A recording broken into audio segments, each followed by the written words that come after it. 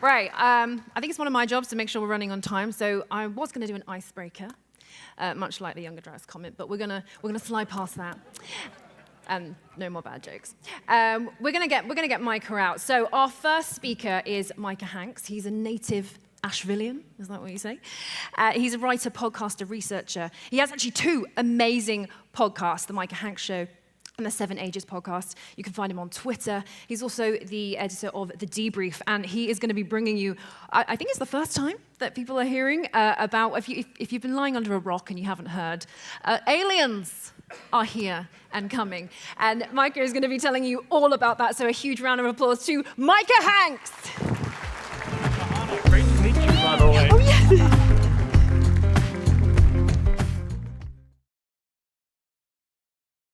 Hope everybody's doing well this morning. Excellent introduction there by Johanna. And, of course, I want to thank George Howard back here, who's just doing a remarkable job. How you guys thinking out there, huh? Pretty good so far? Yeah.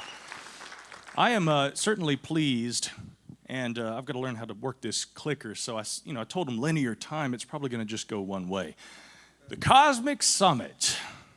Incredible, incredible event, and I'm very pleased to be able to be here. George reached out to me a while back and told me, this is going to be a great time for us all to get together and discuss a number of different things. So when George reached out and told me we would be doing this event, naturally we all have questions about the past. We have questions about the present and the future as well, and how science, I think, can be applied toward understanding various phenomena, what Charles Fort would have called the damned data, right? I don't know if many of you out there are familiar with Charles Fort and his work, but he was an early purveyor of the idea that there are things that occur in nature, in our world, that aren't well understood, but which maybe in the eventual sense, science can shed some light on. But for the time being, they remain anomalous. There are a lot of anomalies in our existence, but what does planetary defense have to do with all that? To me, the overarching narrative, I think, the overarching theme of this weekend will be, in a sense, planetary defense. How do we protect ourselves from eventualities that could potentially impact humanity? Impact, by the way, probably the most appropriate word given the circumstances we're about to dive into. But how can these things impact humanity? And will we be able to mitigate these challenges going forward as team civilization? I'm hopeful, I'm an optimist, I think we will, but there's an awful lot that has to be done. And I think that knowing the facts, any of you out there who grew up watching G.I. Joe, knowing is indeed half the battle. Maybe a little more than half. So as we're diving into things here, again, the Cosmic Summit 2023, you're going to be hearing some incredible speakers this weekend. George, Johanna. We've also got, of course, Mark Young coming up here in just a bit. Randall Carlson. I'm sure a few of you have heard of Randall Carlson before. Scott Walter, Chris Cottrell. Too many to name. And many of these people also who have made contributions to archaeology, like Andrew Moore, who I've interviewed with my own archaeological research team, the 7 Ages Research Associates. It's wonderful to have them all here. And part of my speaking first today is to welcome all you guys to my hometown, because I live right here in Asheville, and it's my sincere honor, privilege, and pleasure to have you all here. So welcome to my little hometown, y'all. Briefly, and we will make this brief, my name's Micah Hanks. Of course, I'm a writer, researcher, podcaster. I'm also the guy who does this program. The name, it took years to figure out why to call it this, but we finally settled on one that worked. You can find that podcast anywhere online, and of course, I'm the editor-in-chief of The Debrief, thedebrief.org. You may have heard about us in the news in recent days, since we've gotten a lot of coverage. New York Times, Fox News, The Guardian, Vanity Fair, many, many others. And of course, you probably have a good idea maybe at this point why that has been the case. But we'll talk more about that in just a moment. First and foremost, this idea of planetary defense, I'm going to go with the NASA definition here, because NASA, I think, plays a vital role in a lot of what we're talking about this weekend. Their specific definition, though, has a lot to do with this idea of impact events and also mitigating the threat of near-Earth objects. Again, planetary defense is the term used to encompass all the capabilities needed to direct or to detect the possibility and warn of potential asteroid or comet impacts with Earth, and then either prevent them or mitigate their possible effects. But here's a question right here at the outset. What other areas could planetary defense also encompass? Be thinking about that. This is NASA's definition, but again, their job is to protect us from asteroid impacts.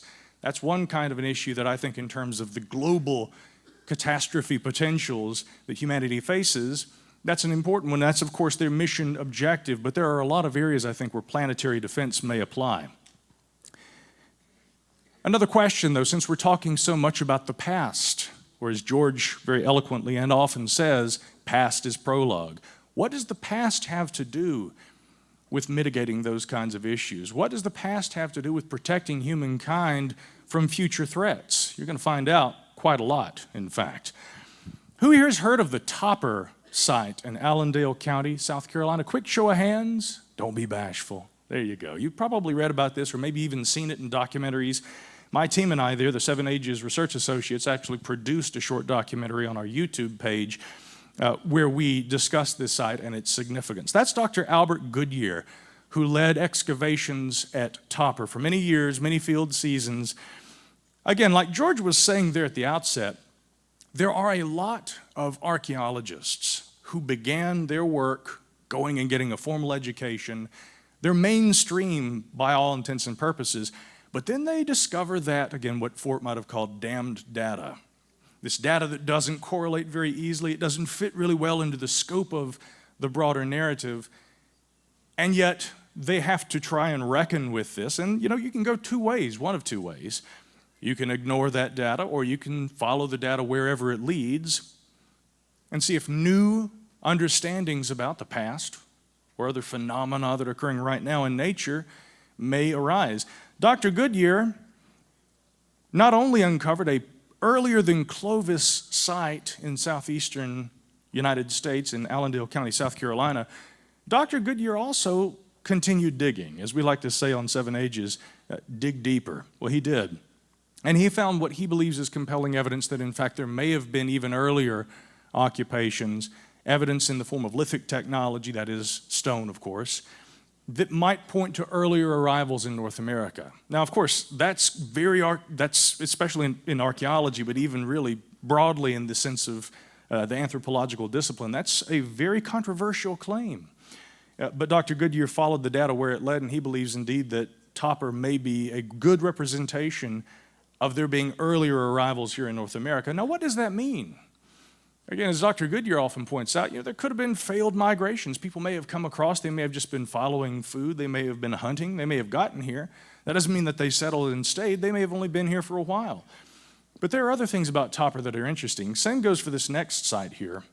Well, if we can get the clicker to work there. Okay, well, hopefully it'll start working. We may have to change that battery. Yeah, okay, there, folks back there, audiovisual team, they say they're not seeing the slide. There we go, okay. Hopefully we can get that up on the, okay. This is White Pond, South Carolina. This is not far from the Topper site. Anybody here heard of White Pond? White Pond, you probably have heard of Topper. You may not have heard so much about White Pond. Hopefully they've got that slide up there so you guys can see that. To the left, gray shirt, that's Dr. Chris Moore, who led excavations there at the White Pond site. I know Dr. Chris Moore very well and have spent time, we've actually spent time down there shoveling through the dirt along with him and his team. And this site is of great significance in terms of planetary defense, in my opinion, based in part on this paper that appeared in Scientific Reports in 2019. Sediment cores from White Pond, South Carolina, contain a platinum anomaly, and of course all these other things, pyrogenic carbon peak. In simple layman's terms, platinum anomaly refers to the abundance of a rare earth element. Why do you think they call that a rare earth element? It's very rare on Earth. Imagine that. But even more significantly, the presence of a rare earth element tends to denote that it might have come from someplace else, in this case, extraterrestrially. I'm not saying it's aliens. I'm saying that this probably came from off-planet, and that this is among the data that has begun to accumulate at sites like White Pond and others, where core sediment samples have been retrieved, and they seem to indicate the presence of a major event that occurred around 12,800 years ago. Remember George talking about that same time period earlier. around 12,800 years ago or so. We've got 12,850 right there. Some measure a little bit later or earlier, but give or take about 100 years, something seems to have happened here on planet Earth that was a game changer. And yes, it seems to suggest that there was an impact event, the so-called Younger Dryas impact hypothesis. Now again, this also remains controversial, and I think that that's right when it comes to science, that new ideas, they must be met with skepticism, but again, as scientists, one should follow the data where it leads. Dr. Chris Moore and his team at White Pond have done that, and Dr. Moore is of the opinion that indeed the platinum anomaly and other evidence, which you'll be hearing about over the course of the next few hours and couple of days, does seem to support the idea that something happened close to 13,000 years ago. What exactly that was, we hope to find out. I mentioned the importance of NASA in all this. This is an image that was captured by the Hubble Space Telescope, and what it shows on October 8th of last year is the debris field that was produced when the DART spacecraft impacted with the asteroid Dimorphos. Have you guys heard of the DART spacecraft? Anybody knows what that is? Anybody here? A few of you do. By definition, DART is a kinetic impactor. It is a spacecraft designed to collide with an asteroid and move it slightly off course so that in the event that perhaps an asteroid is headed toward Earth and it could potentially cause harm to human populations or maybe global scale damage, we hope in the eventual sense to be able to launch a DART-like spacecraft, a kinetic impactor, into an asteroid, collide with it, set it off course, and potentially save humankind, Armageddon style. Remember the film, Armageddon?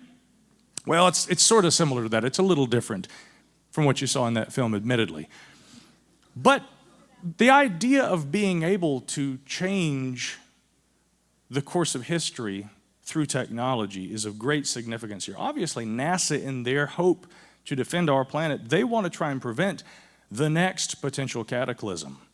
If you go on Google Earth and you look at the surface of our planet, you will see tremendous craters. There are craters all across our planet, and since this planet began, there have been probably countless impact events, some of them quite large. It's not a matter of, well, if that ever happens, could it ever happen? No, in the eventual sense of things, it will happen. There is no avoiding it. So in the maybe not in our lifetime, it may not be in the next 200 or 300 years, but some time in the future, there will be an impact event, and a significant one. And humankind may have to take incredible scientific capabilities we are developing right now and put those to work for us in the defense of this planet. But as I'm talking about NASA here again, what other potential planetary challenges has NASA become involved with studying in recent days? Anybody catch this the other day? This was an all-day event that NASA televised, NASA's independent UAP study team. I don't know if you're a geek like I am. I sat there and watched the entire thing and then participated in the press conference as a member of the debrief thereafter. Anybody know what UAP stands for?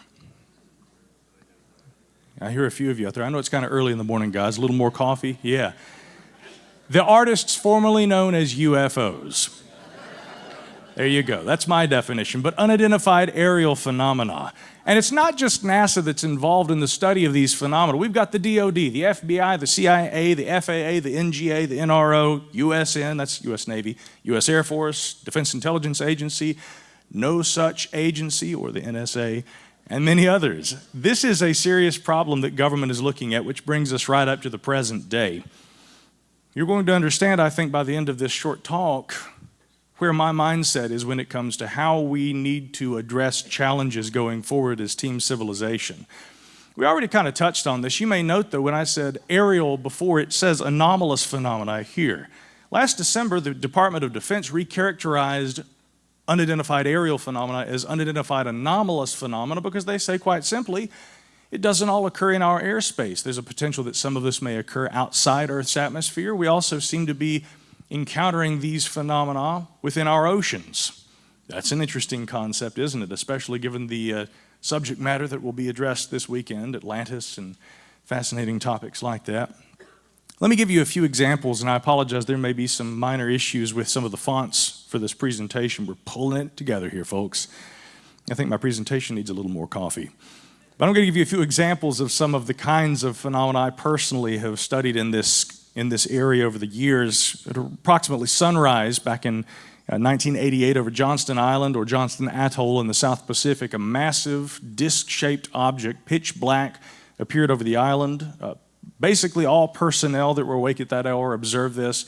This was reported to me by a military police officer who had been coming off of an all-night shift on the downrange there on the island.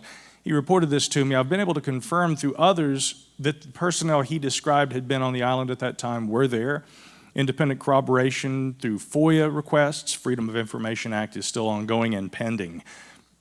January 1993, the crew and passengers aboard a DC-10, including one of the pilots who was former military, observed a massive triangular-shaped object passing beneath their aircraft during an early morning transatlantic flight between Glasgow and Boston. They said the object seemed either in ignorance of or just didn't care the fact that this DC-10 was flying over it.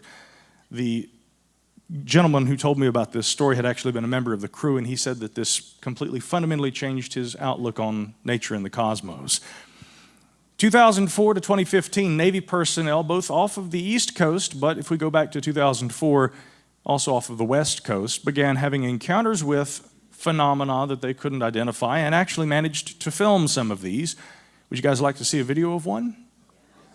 You may have in fact seen this already. This is a famous video by now. Dude, this is a fucking drone, bro. Language, sir. There's a whole fleet of them. Look on the ASA. My gosh. They're all going against the wind. The wind's 120 knots from the west. Look at that thing, dude. So this is an example of unidentified aerial phenomena observed by Navy personnel. That's not our LNS though, is it? It's not. That is the LNS, dude. Well, if there's like... Look at that thing. Now, we don't know It's what this rotating. object is, of course. This is essentially just an unidentified flying object. They weren't able to see it visually. They were able to obtain infrared footage of it using the at-FLIR targeting pod, one of the most advanced capabilities currently in use by the Navy, produced by the Raytheon Company, and that fitted to an FA-18 Super Hornet. The weapons systems officer was the one who was able to obtain that footage. We just don't know what that object is, but it is an example that has come to light in recent years of the kinds of phenomena that Navy personnel and other members of our military have been encountering. But as George kind of touched on, there has been some breaking UAP news in recent days. Initially, I wanted to focus much more on the Younger Dryas impact hypothesis, archaeology, and kind of give you guys a bird's eye view of what we'd be discussing this weekend here. And it already began many weeks ago, months in fact, that George said, you know, Micah, I really feel like we should get some UAP into the discussion. Randall Carlson even recently has been talking about UAP a good bit. I'm sure he and I may be chatting some more about that this weekend. Maybe there was some prescience on George's part because his insistence on us working UAP into this discussion was quite apropos given the recent news that is broken there at thedebrief.org. As editor-in-chief at that publication, it was quite interesting when this story was brought to me by a pair of veteran journalists, Leslie Kane and Ralph Blumenthal. Intelligence officials say the U.S. has retrieved craft of non-human origin. Now, I think by very definition, that is an extraordinary claim. But in this case, we were also able to thoroughly vet and confirm the details provided to us by this individual, David Charles Grush, formerly of the United States Air Force, also National Geospatial Intelligence Agency. And he was, in that capacity, with the aforementioned agency, also the liaison to the Navy's UAP task force, which had been established under the cognizance of the Department of the Navy back in 2020. This man is who he says he is. And yes, he has made some extraordinary claims about the possible recovery of craft of non-human origin. We've heard those kind of stories for decades. That in itself is not really all that unusual for those who study this phenomenon or who have followed these kinds of subjects. What is unusual about this is the fact that Mr. Grush has filed a formal complaint with the Intelligence Community Inspector General. And the ensuing investigation, if it were to find that he has made false statements, it could actually find him criminally liable. He may actually be punished severely for making false statements. He says he has provided hundreds of classified documents based on information that's been provided to him by intelligence officials, which involves a program which he said that he learned about, a name which he had never heard previously, but which he said indicated to him that there were the recoveries of partial fragments through and up to intact vehicles which have been made for decades. We're not talking about prosaic origins or identities, Grush said, quoting from the article. The material includes intact and partially intact vehicles. That's an awful lot to bite off and chew, don't you think? And there are moments in life, I guess, where it feels a little more like an episode of The Twilight Zone. It remains to be seen what comes of this investigation. That, of course, is currently underway. This is a quickly developing story. I'm very glad for this to be the first public appearance I've made. I travel all the time, give talks like this, but right here in my own town of Asheville with you people, it's sincerely a pleasure to be able to bring this to public attention for the first time since this dropped. So, a bit of an exclusive. But a question, thank you. But a question that we might ask, how did we get where we are right now? I think this story really begins a few years ago in New York City with the publication of another article by the aforementioned authors, Leslie Kean, a veteran journalist who's followed the UAP subject for many years, and of course, Ralph Blumenthal, a former editor there at the New York Times, a 40-year veteran of that publication. This article, and there's a clip of the very same video footage we just saw, this was sort of the shot heard around the world. A lot of people thought, well, UFOs, right? Those are conspiracy theories and things that, kooky people read about. Well, in 2017, a lot of people suddenly began taking that subject seriously, given the fact that it was revealed at that time that there had been a secret Pentagon initiative that was looking into this. That, of course, was followed by the establishment, formally, of the Unidentified Aerial Phenomena Task Force, although I can assure you, as an informal multi-agency initiative, that had been ongoing for many years and had been known informally by various names. Let me point out a couple of things, too, because archaeology actually plays a significant role in all this as well. I go out there with the Seven Ages team, and we will be helping archaeologists. I'm just an avocational archaeologist. I don't have a degree, but I like to support serious work by serious archaeologists. There was a fact page, however, that existed on the DoD's website prior to 2016, which stated that this issue, UAP or UFOs, is no longer being investigated by the Defense Department. Much like digging through the dirt, you can use Wayback Machine and you can dig up the past online too. And just like somebody's really, really vindictive ex, I went to the DoD's website and I did some digging. At least as recently as March 2015, we had this statement here on the Defense Department website where they were saying, we no longer investigate these issues. Furthermore, as you know, the U.S. Air Force began investigating UFOs in 1948. There were a couple of iterations of that, but the longest-running systematic study was Project Blue Book, and that ended in 1969. Now, of course, while that was the official position in 2016, take a look at this. From the 1980s up to the present, there have been numerous initiatives within government that have attempted to look at this phenomenon. We had this UFO working group back in the 1980s that journalist Howard Bloom detailed in his book Out There. John Alexander, who I've met and spoken with, had the Advanced Theoretical Physics Project that also attempted to look into this phenomenon. Back between 2008 and 2010, there was the program out of the Defense Intelligence Agency called AAWSAP, Advanced Aerospace Weapons Systems Application Program. Again, that was going on during the time the DoD said they weren't looking at this stuff. The DIA is a combat support agency of the DoD. Maybe the right hand doesn't know what the left hand's doing. Give them the benefit of the doubt, right? ATIP, this informal initiative announced in that 2017 article in the New York Times led by Lou Elizondo, and then of course the aforementioned UAP Task Force, its successor, the AIMSOG. Anybody know what that stands for? Airborne Object Identification Management and Synchronization Group. Try saying that 3 times fast. I think the idea was that they didn't want you to be able to remember that name, or for that matter, even be able to pronounce it. But I do that so you guys don't have to. And then, of course, this at the direction of Congress, I don't know why they would do this, but they decided to change that name to AARO, the All-Domain Anomaly Resolution Office, which is the current office in Washington, D.C. that is now looking at this phenomenon. But let's back up for just a moment and look at that UAP task force. It was led by this man, Jay Stratton. There's my colleague, Chrissy Newton, our media director with the Debrief, and I talking with Stratton. He was a senior analyst with the Office of Naval Intelligence. I won't belabor the point, but here are just a few things about Stratton and his time in government. Safe to say that as a combat veteran and also as an individual who had a lot of time in the intelligence community, he was very good at what he did. he also got some help from this gentleman. Anybody out there seen that program called The Secret of Skinwalker Ranch? Yeah, well, Dr. Travis Taylor, he also, of course, was assisting the UAP task force. There's Chrissy and I sitting down and interviewing Dr. Taylor. Again, we've had a lot of conversations, both on and off the record, with Travis and also with Jay Stratton. Very interesting people, and people who have given us some very interesting insights into the phenomenon of UAP. And their work, in large part, was in support of what eventually became known as this preliminary assessment on unidentified aerial phenomena that was published in 2021. There were a lot of takeaways in that brief 9 or so page document with its appendix pages, bringing the total number, I think, up to like 12 or 13, 14 pages. But essentially, there were 144 incidents they were looking at that time that involved phenomena that the government couldn't easily reconcile.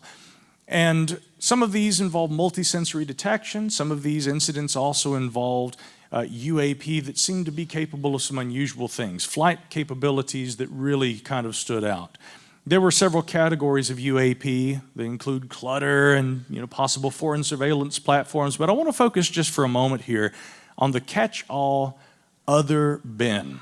This is probably not the one that's going to garner a whole lot of attention from people, but let's listen to what Avril Haines, our current Director of National Intelligence, had to say about that during an event back in November 2021 at the National Cathedral in Washington. We had different categories, as you said. So one of them was airborne clutter, another was natural phenomenon, another was foreign adversaries, fourth one was related to sort of U.S. government or industry developmental programs, and then the fifth one was other.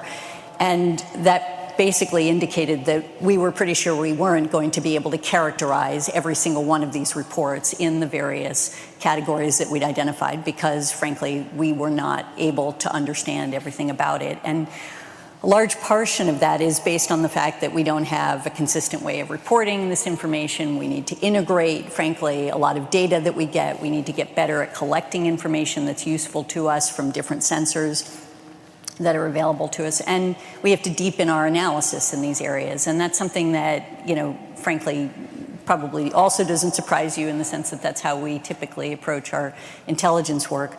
And the main issues that Congress and others have been concerned about are basically safety of flight concerns and counterintelligence issues. But of course, there's always the question of, is there something else that we simply do not understand that might come extraterrestrially? Now, that's an interesting statement right there at the end. You can hear her get hung up on that word. It might be something that comes extraterrestrially. In her defense, that's kind of a hard word. It's almost as hard to pronounce as that AIMSOG program, right? But that's an extraordinary statement. Our Director of National Intelligence saying that, we're open to the possibility that some of these other category phenomena that the task force detected might come extraterrestrially. That leads to the current efforts within the DoD of its All-Domain Anomaly Resolution Office. This is Dr. Sean Kirkpatrick, the gentleman who's currently leading that effort. Again, a gentleman who has a tremendous background as a physicist. I think he worked with U.S. Spacecom, many other agencies in the past, addressing planetary challenges, not just UAP, but then he was appointed to this office. And earlier this year, this unclassified document was released, this report, the 2022 Annual Report on Unidentified Aerial Phenomena, which, although worded more conservatively, essentially echoed some of the points from the 2021 paper. Some of these uncharacterized UAP appear to have demonstrated unusual flight characteristics or performance capabilities and require further analysis. There was a Senate hearing in recent days, some of you may have seen this, where Dr. Kirkpatrick spoke with U.S. Senator from New York, Kirsten Gillibrand. And he actually showed us some recently cleared for public consumption, these formerly either classified or for special use only. They were cleared for public release. This is a photograph from a short film obtained by a MQ-9 Reaper drone using its electro-optical sensors. It obtained this footage of this metallic sphere passing through the air in 2022 over a portion of the Middle East. This is what they characterize as an unresolved UAP case. We don't know what the object was. I've produced a stylized artistic rendering to give you an idea of what it might have looked like as that Reaper drone was flying over a portion of the Middle East, and this strange spherical object was observed and filmed as it passed overhead. During that Senate hearing, Dr. Kirkpatrick also showed us some trends in data that they've been collecting, which includes everything from reported UAP morphology, their shapes that they have, vector, tic-tac, more on that in a moment. A lot, of course, of ambiguous sensor contacts, but we also have a lot of orb or round, ellipsoid kind of shaped objects. And then we also have colors, the altitude where they operate, the velocity, propulsion. Note on propulsion, no thermal exhaust detected. Now, here's a quick question. How does an object traveling at between 10 and 30,000 feet with no thermal exhaust reach speeds close to Mach 2? Right? When we talk about the potential that there are objects that do things that in terms of our current understanding of physics aren't easily reconciled, some of that damned data that Charles Fort might have talked about once again, it just keeps popping up, doesn't it? Yeah, that's a good question. And these are among many characteristics observed with UAP. We don't know what the propulsion system is that moves them very quickly through our airspace, but we also detect radio signatures, radar signatures, shortwave infrared, medium wave infrared, and other kinds of sensory detections that make these objects unusual. And in the 2021 report, it was stated that it may require additional scientific discoveries before we can really fully understand what these things are. Quick question. If Russia or China were operating drones in our airspace that required additional scientific discoveries in order to be able to fully understand and characterize, I would say that is a tremendous problem, quite a national security challenge. What do you guys think? Baja California coast, 2004. We're going to look at another really interesting instance involving UAP, probably one of the best, I think, in recent memory. And this is the USS Nimitz incident. Anybody ever heard of that before? Maybe one or two of you. November 2004, personnel aboard the USS Nimitz and also the support vessels, the USS Princeton and others, initially began to make very unusual radar detections off the Baja California coast, objects that would appear at a tremendous altitude and they would zip right down to almost sea level and sometimes hover. Now, after several weeks of making these observations and kicking back up the AN Spy 1 Bravo, trying to remember all these names, the AN Spy 1 Bravo, which was newly instituted radar detection, phased array radar capabilities that the fleet had just gotten. Initially, they thought that this was malfunctioning. And so they kick it back online, and sure enough, they still are detecting these objects. And so eventually, they decide that they're going to vector a couple of aircraft out there to investigate. 2 pilots and their weapon systems officers aboard FA-18 Super Hornets fly out. Commander Dave Fravor and his wingwoman, Alex Dietrich, observe an object similar to what you see in the frame right there. It looked almost like a tic-tac breath mint, right? And hence the nickname that Fravor gave to it. When he returned to the USS Nimitz, he told the weapon systems officer on board an outgoing FA-18, hey, Bolo, be on the lookout. There's something out there. Sure enough, another radar detection was made. This aircraft was vectored out there to try and observe this, and Chad Underwood, that WSO, managed to film the object. We're going to see that video here. And what I also want to do is I want to overlay with the footage that he obtained using the at-FLIR targeting pod. He's going to describe what he was doing as he was filming this and how the object behaved. It was offensively jamming us just outside international waters in peacetime operations. It's an act of war, and we're going to go out there and make you pay for that. It does have consequences. And that's where I was like, okay, this is something different. I was like, okay, I've got a FLIR lock. So I went to the FLIR pod, and that's where I started focusing 90% of my effort. Bring back as much video evidence to our intelligence folks. That's where you see on the FLIR video, like changing polarity. You see the whole screen go like all white and then the tic-tac is black. That's why I'm going through all those different modes. I wanted to bring every single mode and zoom that the FLIR is capable of back to the carrier so we could analyze this thing. Aircraft was straight and level at that point. If you look at the FLIR pod, there's no change in heading or altitude or airspeed. Our aircraft was straight and level the entire time. None of those things change. When the aircraft zips off to the left, and you see the 2 bars that were on either side of the tic-tac, you'll see they'll try to like reacquire. By that point, the tic-tac is already way off the left side of my scope, and basically it's gone. So that's the footage. This was leaked online a number of years ago. It was subsequently republished by the New York Times in 2017, along with these other 2 historic Navy videos. Currently, we still don't know what that object is, but it displays a lot of these characteristics we're talking about. There's no clear evidence of any kind of propulsion mechanism. It's highly anomalous, no real surface features. It's just kind of round, and it was flying, and it seemed to be capable of incredible movement. So, to sort of summarize, we're getting very nigh the end here. The United States government and sources that it has made available publicly, some of which have been obtained by researchers and journalists like me, using the Freedom of Information Act. These sources are helping to provide a source for authoritative records that aid in establishing both the reality of a UAP phenomenon, but also the history of its presence. George is always saying, past is prologue. The same applies to UAP, and in fact, I would argue, friends, the same applies to every topic that we'll be discussing this weekend here at the Cosmic Summit. But before I wrap up, I do want to touch on a few future potentials as well. We have the past, we have the present. We have to also be looking at the future, planning, preparing, trying to understand, trying to reconcile that damned data and to put the facts where they belong so that we can assemble a better picture of our current reality and plan for the future. We have NASA's Eyes on Asteroids, which is one, again, of several initiatives that they're currently working on, where they're attempting to try and reconcile near-Earth objects, study them, detect them, and plan for problems they may represent. Planetary Defense Coordination Office is another one of those efforts within NASA. But as I pointed out, it's not just asteroid detection and, of course, efforts to prevent in the long term destruction on our planet by an asteroid using kinetic impactor type aircraft. NASA's also looking at UAP.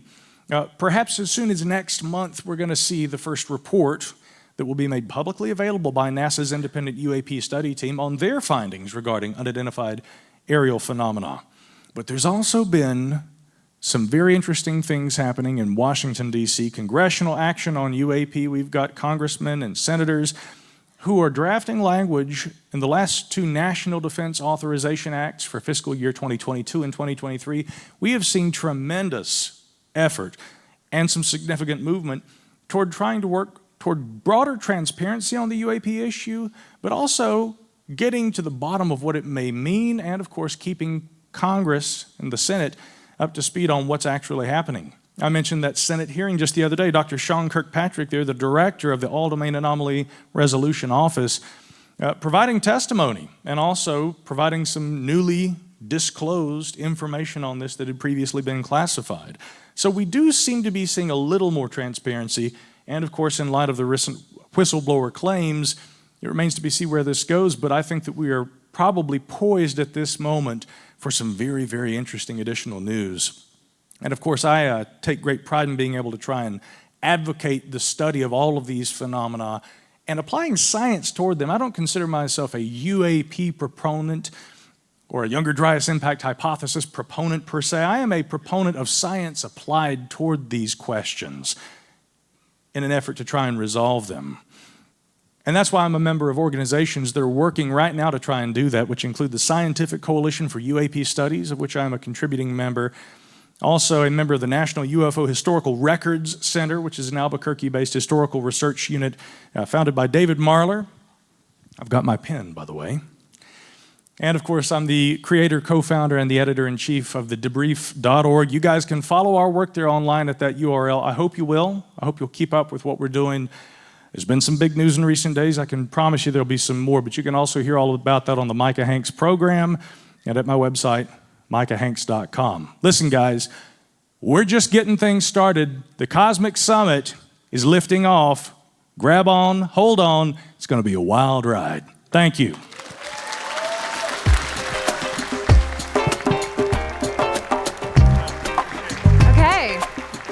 It's weird, isn't it? 50 years ago, the government were like, there is no such thing as UFO, and all the skeptics were like, yes, there is. And now the government are like, oh, there probably are aliens, and the skeptics are like, no, there isn't.